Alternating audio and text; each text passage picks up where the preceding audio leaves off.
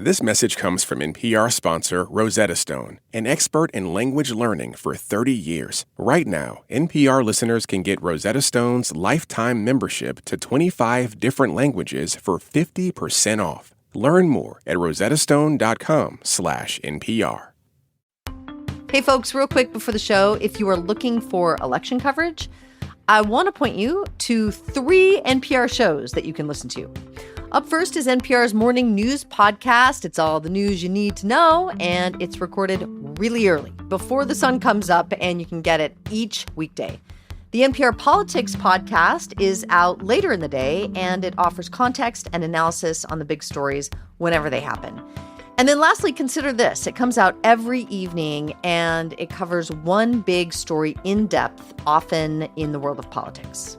So to recap, that is Up First in the morning, Consider This in the evening, and the NPR Politics podcast anytime big stuff happens. Okay, thanks for listening. Here's the show. How big of a role does fear have in your life? I'd say a sensible portion. It's definitely in there. I'm Rachel Martin, and this is Wild Card, the game where cards control the conversation. Each week, my guest chooses questions at random from a deck of cards. Pick a card 1 through 3. Questions about the memories, insights, and beliefs that have shaped them.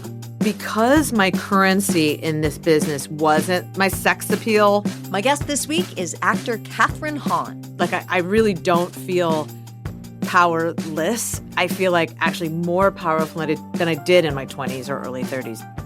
So I have developed affinities for certain actors to the point where it doesn't matter what they're in, if their name is attached to it, leading role or cameo, I'm watching it. Kathryn Hahn is one of those actors. I first saw her in Transparent. She played Rabbi Raquel and stole every single scene she was in. And there were a lot of really talented actors in that show. But that's the beauty of a Kathryn Hahn performance. She sneaks up on you. Whether she's playing a best friend's sidekick or a leading role, a middle-aged mom with an insatiable sexual appetite, or a nosy neighbor turned witch, she makes these characters accessible. They are vulnerable and messy and powerful all at the same time. They may start small, inhabiting one corner of the story, and before you know it, they are center stage, and you can't remember when it wasn't so. It was really her role in the show I Love Dick that endeared her to me forever. I had never seen a woman on screen that got to be quite so free, even in her desperation. Plus, her bangs in that show were perfection. All that is to say, I think Kathryn Hahn is pretty awesome, and her star turn in a big hit is well overdue. Of course, I'm talking about her role as the ancient witch Agatha Harkness in the newest Marvel show, Agatha All Along. It is my great pleasure to welcome Kathryn Hahn to Wildcard. Wow, what an intro. Yay! I'm going to pull that out on a rainy day. Thank you. Please do. Really, I'm so glad to have you here. My pleasure. Okay, so this is how it's going to go. Yeah. I've got a deck of cards in front of me. Each one has a question on it that I would love for you to answer. Okay. You have 2 tools at your disposal. So you get 1 skip. So if a certain question you're just not into it, you can skip it and I will replace it with another one from the deck. And you get a flip. So you can choose to flip a question on me and then I'll answer it before you do. Oh, but I still do have to. Yeah, you still have to. Okay, but there's one of each. Yeah. There's a skip and a flip. Yeah. Okay. There's a skip and a flip. Okay. Okay, so we're going to break it up into 3 rounds. There'll be a few questions in each round. So are you good? I'm so good. Okay, Yes. let's go. Here are the first 3 cards. 1, 2, or 3? 2. 2. When you were bored as a kid, where would your imagination take you? It would take me to Little House on the Prairie land. Little House on the I loved it. I just wanted to be with Pa and my siblings, and I wanted to read a book in a the hayloft in a barn. Yeah. Roll down that hill with dandelions. I wanted to roll Yeah, I know. down that hill with I did too. dandelions. Yeah. I wanted to be so excited for dinner. I wanted those I wanted like a fresh donut, like all of it. I like a Skittle cake, all sounded like delicious. That was my dream. I grew up close to the Amish also, so it was like that whole kind of analog way of life, and those summers that's where my imagination would go. Do you know that Ma Ingalls taught me how to crack an egg with one hand? Stop it. For real. Where did I don't you know meet why. Ma Ingalls? No, not in real life. Just in an episode. Oh, you were in it? No. Oh my God. No. I'm a child watching Little House, and Ma Ingalls cracks an egg with one hand, and I think she's showing Laura how to do it. Oh. But I learned how to crack an egg, and it's weird, but really every time I crack an egg with one hand, I think of You think of Ma Ingalls. Yeah. Wait, that's amazing. I mean, there you but go. do you remember they had maple snow? They would go out. That was the big tree. And put the the maple on best. the snow. Can't tell you how many times. Did you ever try to do that? Yes. So many times. We would just go out and get fluffy snow in Ohio and then just put maple syrup over it. My mom was so understanding. Yeah. But then we had to, of course, watch out for yellow snow. That's why my brothers would keep feeling like, ew, it looks like yellow snow. I was like, it's not. It's delicious, and you're missing out. All brothers are exactly the same. They are. Okay. Next card. Three new cards. Oh. Next question. 1, 2, or 3? 3. 3. What's an ordinary place that feels extraordinary to you because of what happened there?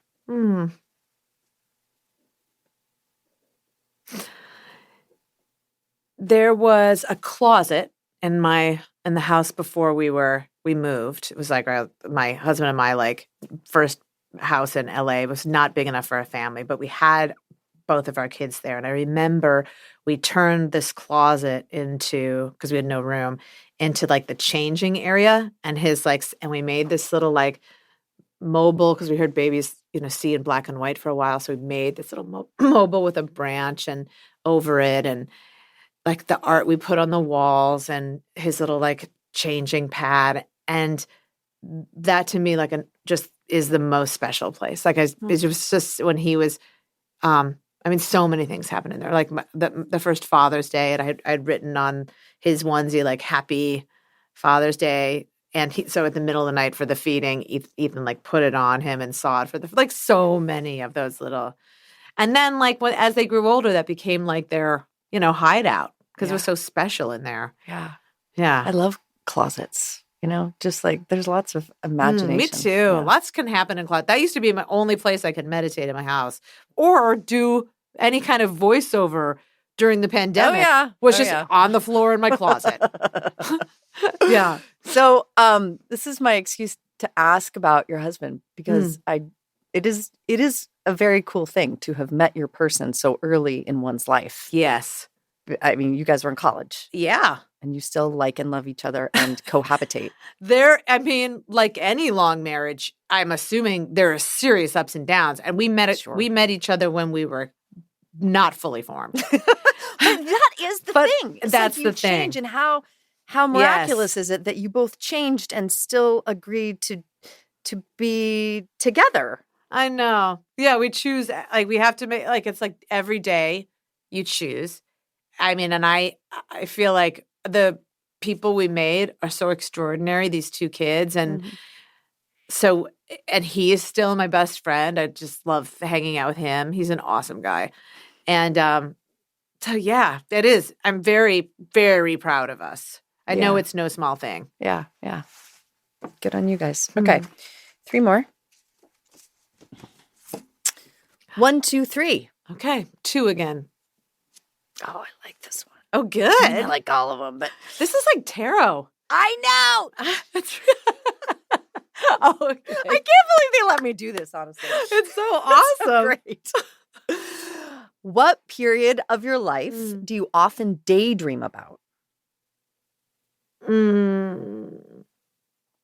Well, I guess it depends on the chapter I'm in. Right now, as my son is turning 18 on Friday, I think it is that period of his preschool, and before I'm so back in that place of just playing with him until dinner, like that like weird post nap before dinner, like the sun's kind of going down. You're trying to find things to do. What if I start crying? But like you also can't believe it's another night you have to go through. Like it's the same. No, I know those hours were really hard for me. And when I think about them, beautiful. Literally the witching. Yeah, the witching hour. Like the sun would go down and we'd be like, no, we have to do it again. But like that little time before dinner that was always like sometimes you would walk into it like dreading it, but then it's still I now of course I'm so nostalgic. What was the thing that you would do? What was your go-to? Oh, we would look for bugs in the front yard. We made like a little, fairy village by the tree in the back. Like we would try to play catch, but we were on like one of those like deep Silver Lake houses. So we lost maybe 2 out of 3 balls. And just taking a little walk sometimes, and just chatting. It was just the best. The best. Like what I wouldn't give now to have those like, and again, like when you're in the middle of it, you're like, oh, but those moments now are like coming to the surface and I daydream about them. Yeah. Little snacks, like cutting apples, peanut butter, and like just having them not complain about it. I mean, was there ever a chapter to that? I don't know. Mine are still like, oh yeah, they are he's 12 definitely. And he's like, I can't, the spreading. It's so hard. Oh Mom. my God. Like, it's just so hard. They're like, I'm starving. And I'm like, look at the fridge. No, but I'm telling you, it gets so weepy because you cannot believe you're not going to hear all of his like nonsense. There's a time in the near future that like that little nonsense of him like puttering down the stairs and like just hearing him and like looking in the room and seeing all his like crap all over the place. Like it's that. It's like just to know that those like running down the stairs late in the morning and like all that stuff. It's like that. It's just that noise is going to become like memory, which is you can't believe it.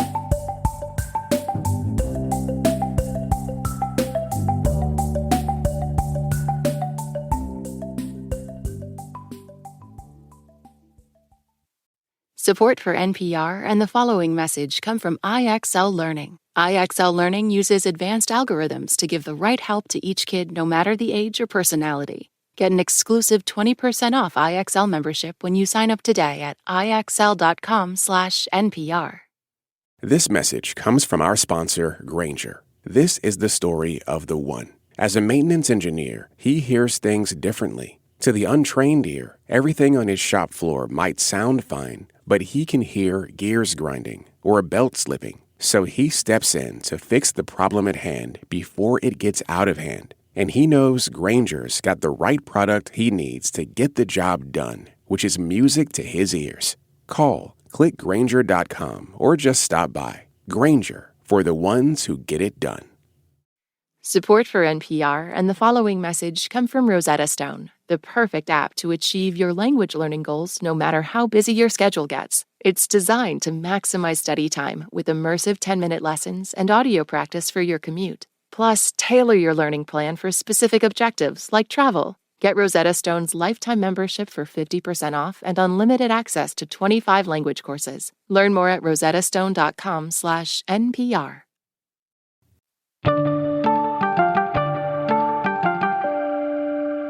So before I get to the next round, we're going to take a little break and talk about Agatha All Along. This is the new Disney Plus series that you're starring in. You have played this character before, Agatha Harkness. She's this old witch, ancient, in fact. She looks amazing, but she's centuries old. She looks great. Yes. But this is the first time that Agatha is at the center of the storyline, right? This is your starring role. So first of all, congratulations. Thank you so much. This is my favorite part, I think. Really? Oh, whoa. Yes. Because I've been able, it feels like she runs Agatha's able to encompass so much in one character. There's so much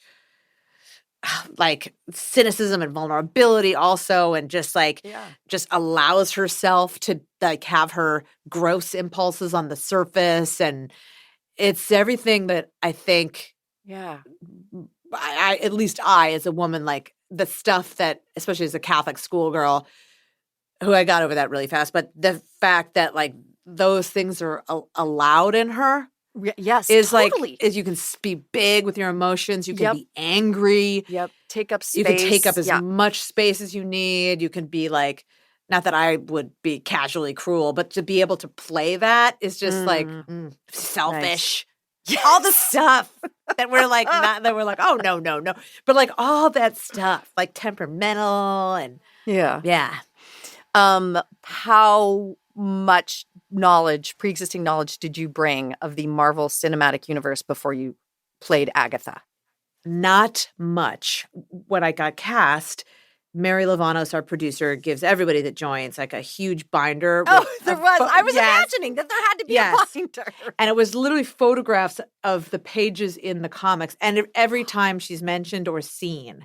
So you can kind of put together a narrative through that for Agatha. Uh-huh. I mean, her costumes run the gamut. It runs the gamut from like the lady, the old, the very old witch to just like all of a sudden she just has like flowing hair and a gray streak and is just basically wearing a bodysuit. Like, look, it's like, oh, you can tell by the era.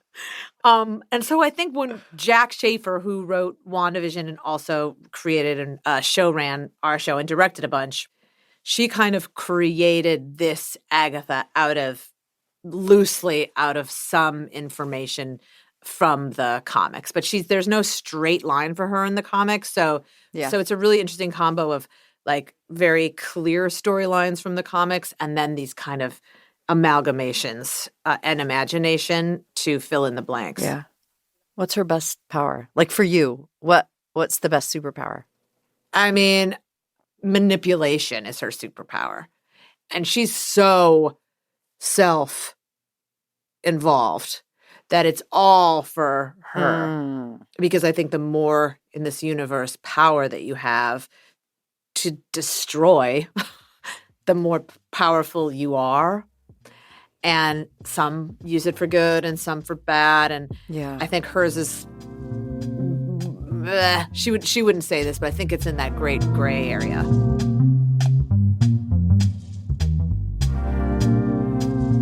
Okay, so we're getting back into the game. A reminder, you have a skip and a flip. Yeah. Don't have to use them if you got them. Yeah, just a little reminder. Okay.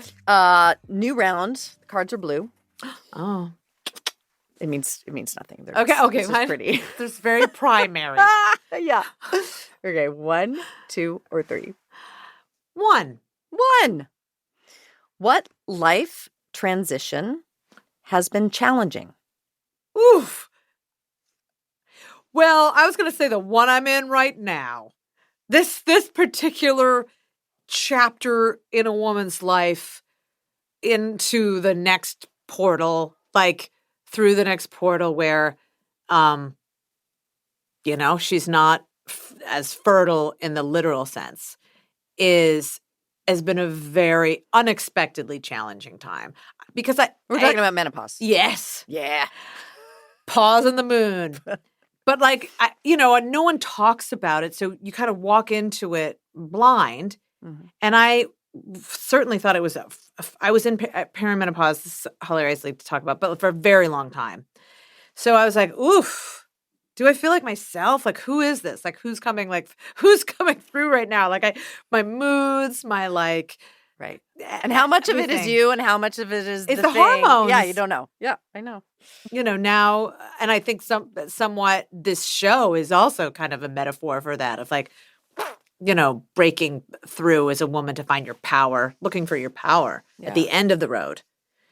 Not that this menopause is the end of the road, but the end of the road of what we had. One version of you. One version. Yeah. One version. So I'd say that, and then also definitely the transition from high school to college, which is maybe why I'm so keyed into my son. He's having his own experience, but that being launched into like just saying goodbye to your childhood. That's how I experienced it. Again, I'm not saying that he is, but that was really an unexpected. I was like very homesick for a long time. Yeah.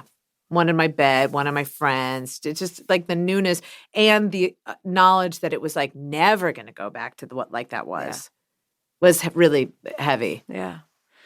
Can I get back to the lady stuff. Yeah. Just, it is sort of a big deal that the Marvel, powers that be cast a woman who, are you 51? Yes. Right. Like a 51-year-old lady as the lead in this. Mm-hmm. That feels still awesome. feel very immature. I mean, I'm 52. Okay. But in terms of reaching this point in a woman's life and you're shifting identities and your body's doing all this weird stuff, I imagine for actors in Hollywood, it is doubly complicated because you start getting people, the producers see you in a different light, and to them you're losing your power, you're losing your virility, your sexuality or charisma or something. And this doesn't feel like that. This feels like an affirmation. This role feels like an affirmation of those things. 100%. Yeah. Like that all the women are over 40.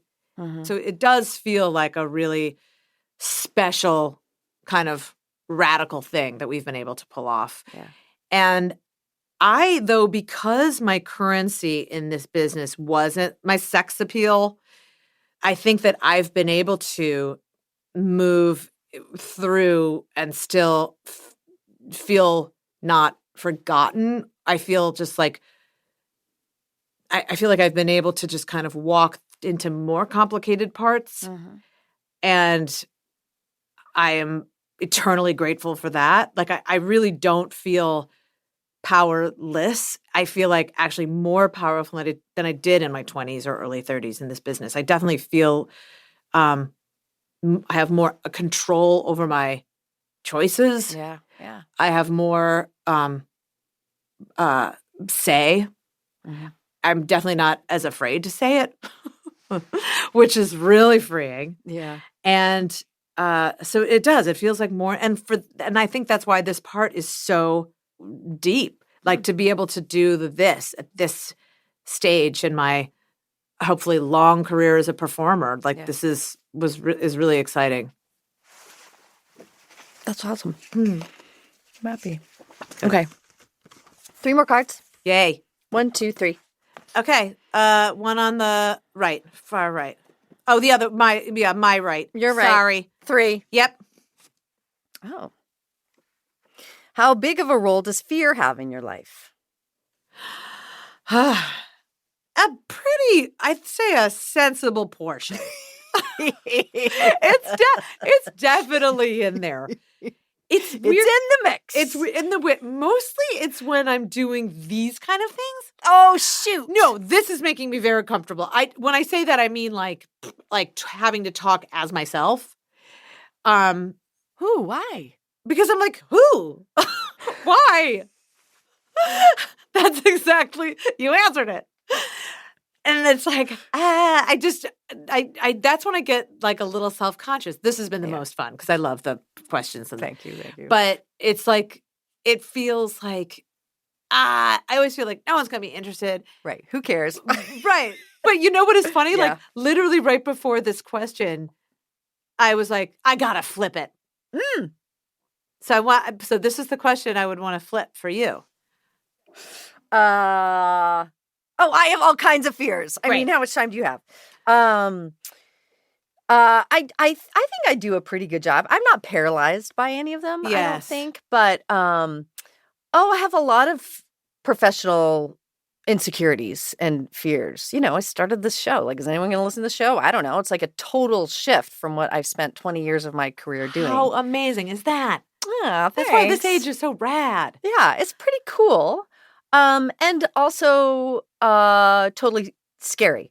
Yes. So, you become attached to certain identities that you have of yourself. And, and then when you release them, you're like, who am I now that I'm not that thing? Yes. And am I actually really good at anything? Oh, my God. Do I have discernible skills? We are so tough on ourselves. Yeah. We're like the toughest on I know. ourselves. And I know. I hear myself saying that. I'm like, that's absurd. Like, it's okay. No, but it's human. I've definitely had those exact thoughts. Of course. Yeah. Yeah. It's the like unknown. Yeah. I mean, I have never been able to really plan anything also because who knows where this job takes you or what's going to be around the corner or what you've But I think those same feelings of like, I always think like, am I ever going to work again? Like as soon as the job ends and there's You're nothing like, that might be it. Right. If there's nothing on the horizon. And every time I do a job that night before for a new job, it's like, I forgot what I'm doing. This is going to be a disaster. They shouldn't have hired me. Tomorrow's going to be so embarrassing. And it just seems like, now, of course, there have been experiences where that has been totally true. but And you survived. And I survived. And I survived. Right. Yes. Exactly.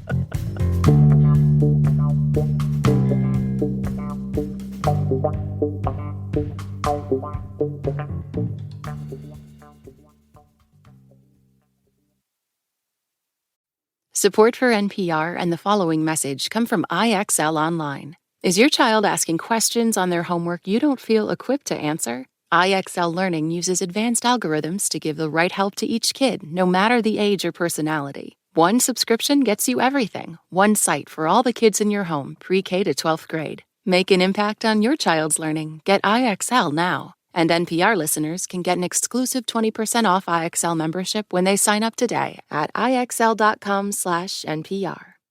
Support for this podcast and the following message come from LinkedIn Sales Solution. Are you struggling to close deals? Cold outreach is wasting the time of both the buyer and seller at every stage. Your organization can overcome these challenges with LinkedIn Sales Navigator, the first deep sales platform. Right now, you can try LinkedIn Sales Navigator and get a 60-day free trial at linkedin.com/wild. That's linkedin.com/wild for a 60-day free trial. Let LinkedIn Sales Navigator help you sell like a superstar today. Support for this podcast and the following message come from Montblanc, cherished by authors, creatives, everyday writers, and all those who want to leave their mark. The iconic Meisterstück, or masterpiece writing instrument, has been instrumental in capturing stories for over 100 years. Montblanc inspires you to write and leave your mark. Now let's write.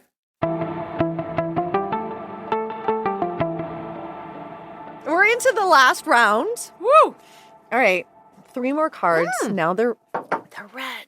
I'm going to do that first card. This one? Mm-hmm. Number 1. Was there a bedrock truth in your life that you found out wasn't true? Oh. Oof.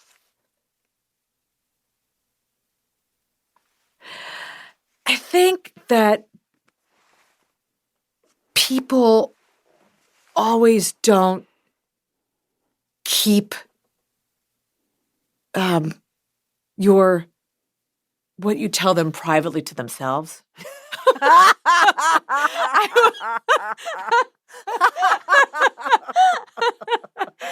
every time I would, even in high school, I'd be like, you cannot tell anybody this. And I did that way too much. It took me a long time to be like, right, okay. I still do it. I love it. You had referenced earlier that you were like a Catholic girl for like a hot minute. I thought it was going to be something like, I don't know, like God's not really talking to me, or like, yeah, blah, blah, blah. That was honestly, I respect, but Catholicism. People gossip. Yes. And Catholicism was basically like the cheapest private school option that we could go to. And they had a great couples club that my parents loved. But I loved a uniform. I mean, but especially when it's like, you are charged with holding somebody's very private and either painful or precious, or that is a great responsibility to not. Yeah. Gossip is tough though, because sometimes it's fun to hear it. I know, but I did this interview with this woman who I adore, Sarah Hurwitz. And she wrote a book about sort of becoming a born-again Jew. Like, she rediscovered her Judaism. And anyway, it's a long story made short. The thing that I remember from that conversation is how Judaism treats gossip. And like, you don't do it. Like, it's sacred to not do it. And to not speak ill of other people. And I'm not Jewish, but I love learning about different traditions. And that has always stuck with me, like the power of your words and the sacredness that you hold other people's thoughts, feelings, and secrets. Yes. And the power your words have when you put them out in any kind of negative way about someone else. And it's not like I don't do it. I mean, I'm a human and I we're still human. do all that stuff. But I think more about it and I try to use more intention. Yeah. Be impeccable with your word. Wasn't that, I don't know what that is from. I think maybe even the 4 agreements. Look at you. But I remember and trying to hold on to that because it's very hard. Because it is, someone also told me that like talking about somebody else bonds you two together. Yeah, or you're putting a curse on that person. Oh God. Yeah. No. Because now anyone that you've told that thought or opinion or gossip to has that in their mind before they've even met that person. Yeah. And then that keeps going. So that's something also a little witchy. But It's so witchy. That really got me. That of course you are. I'm not going to tell anyone anything you've said to me. This is between us. We're going to press delete.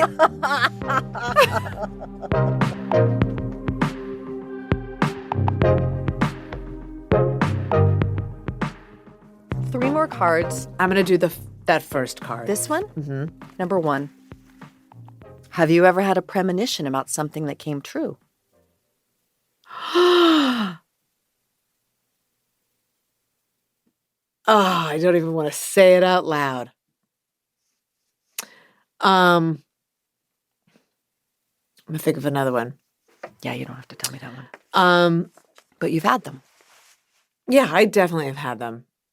Yeah. Yeah.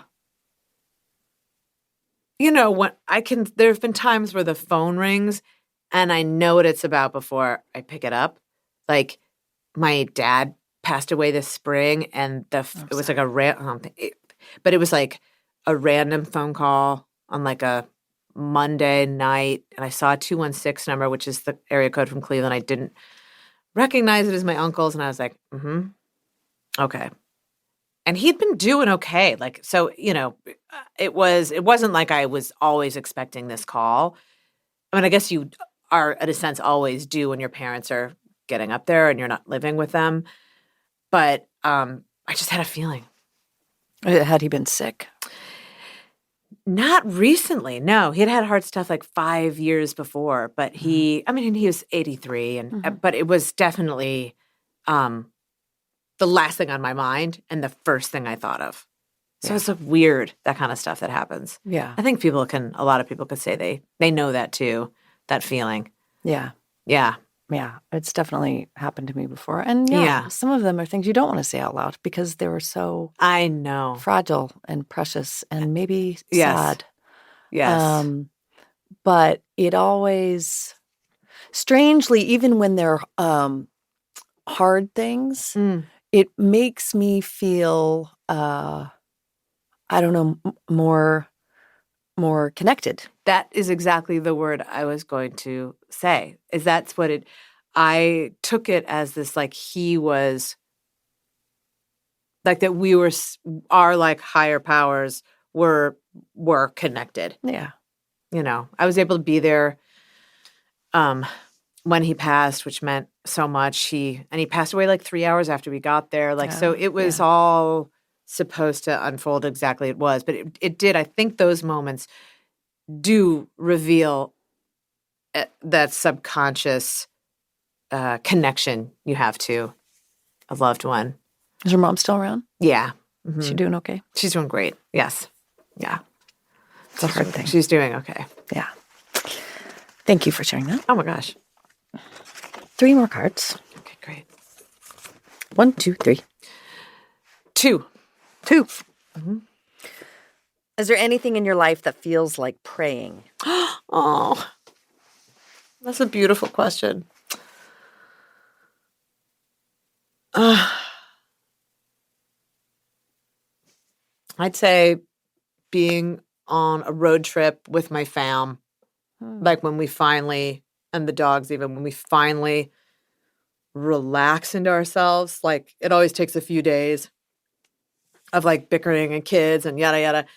But then when we're finally like relaxed, the 4 of us, and we're all just in a car and like everything I love the most in the planet is like in one small space, like hurtling into the unknown. Like that feels like praying. It feels like praying when I'm just like listening to my kids talk about their days, which is like rare because they're older and older and there's a lot of like, fine. But when they do, it's like, feels like praying. And then also like at a work level, it's that arrested, heightened period before action is called. But like when everyone is Still. Yeah. When it is like a heightened scene and even the crew is involved, like you just feel this like this kind of limbic space between like the here and then this other like plane we're just about to enter, and that always feels like praying. I love those moments too. I don't know. I can't conjure, but I know exactly what you mean. When there's a collective, there's people, and you're about to do something all together, and it's the right before. Yes. I love the right before. I love the right before. It's so full. Yeah, it is. It could be anything. It could be anything. Uh-huh. Yeah, it could be anything.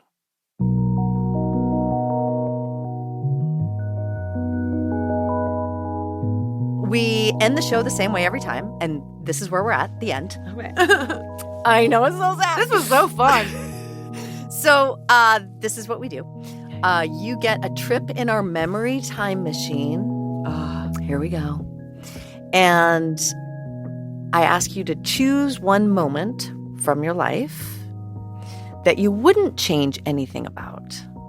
It is just a moment you would like to revisit and linger in a little longer. What moment do you choose? This is my therapy.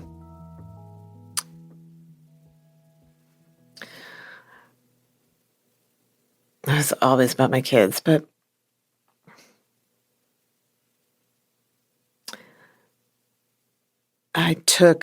my son was obsessed with elephant seals, and there are some like near Hearst Castle, like up the coast.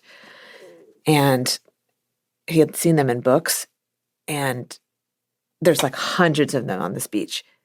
And I just remember the look in his eyes when he saw them for real for the first time. And that was, would never change a minute, a second. The air, where the sun was, I can like picture it completely, what he was wearing. What was he wearing?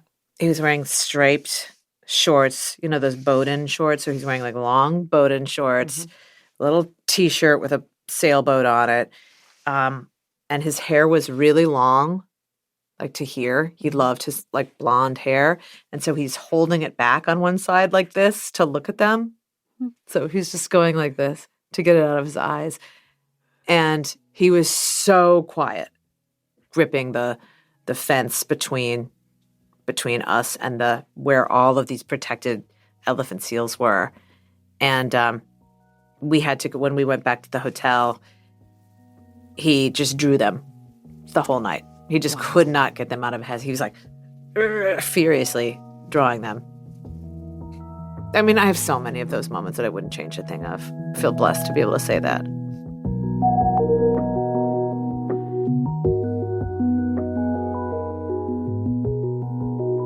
Kathryn Hahn. She stars as Agatha Harkness in the new Disney Plus show, Agatha All Along. Kathryn, thank you for doing this. Oh, thank you so much. This is like the best way to start this day, and you should not doubt for a second this incredible show. Oh, thank you. You're amazing. This is like so rich and so fun. Thank you.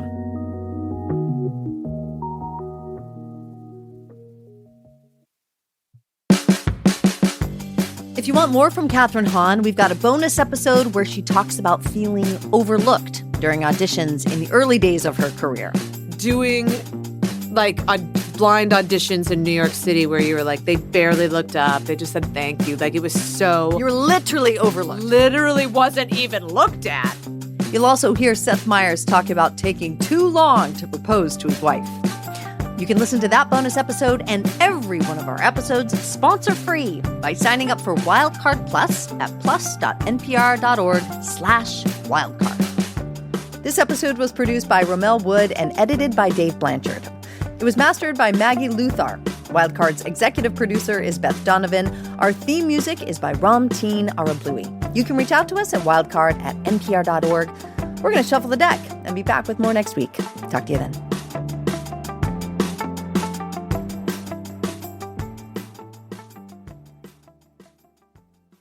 This message comes from Viking, committed to exploring the world in comfort. Journey through the heart of Europe on an elegant Viking longship with thoughtful service, destination-focused dining, and cultural enrichment on board and on shore. And every Viking voyage is all-inclusive with no children and no casinos. Discover more at Viking.com. Support for NPR and the following message come from Rosetta Stone, the perfect app to achieve your language learning goals no matter how busy your schedule gets. It's designed to maximize study time with immersive 10-minute lessons and audio practice for your commute. Plus, tailor your learning plan for specific objectives like travel. Get Rosetta Stone's lifetime membership for 50% off and unlimited access to 25 language courses. Learn more at rosettastone.com/NPR. This message comes from Jackson. Seek clarity in retirement planning at Jackson.com. Jackson is short for Jackson Financial Inc., Jackson National Life Insurance Company, Lansing, Michigan, and Jackson National Life Insurance Company of New York, Purchase, New York.